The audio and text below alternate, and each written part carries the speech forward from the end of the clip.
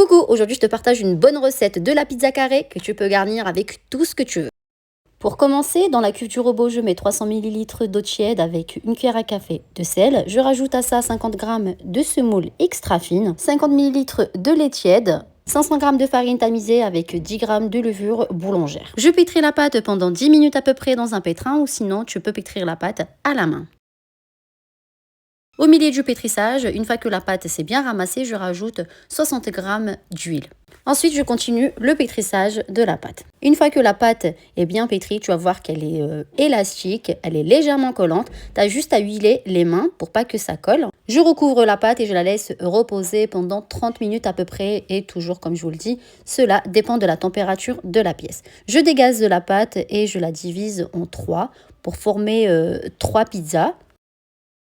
Comme tu vois ici, la pâte a bien levé, elle est bien aérée.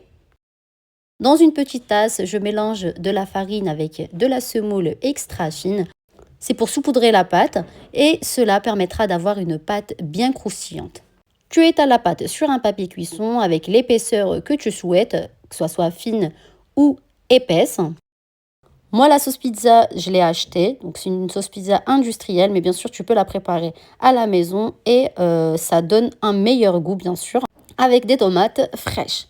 Je mets du fromage par-dessus, un petit peu de poivron et je la mets au four. Celle-ci, je l'ai faite végétarienne, donc avec des poivrons, des oignons nouveaux et avec de la tomate sans fromage. Une fois que la pizza est cuite, donc d'un côté j'ai mis du thon et de l'autre des anchois. Du persil haché, donc tu peux rajouter des olives, moi j'en avais pas. Ensuite, je découpe la pâte en carrés et place à la dégustation.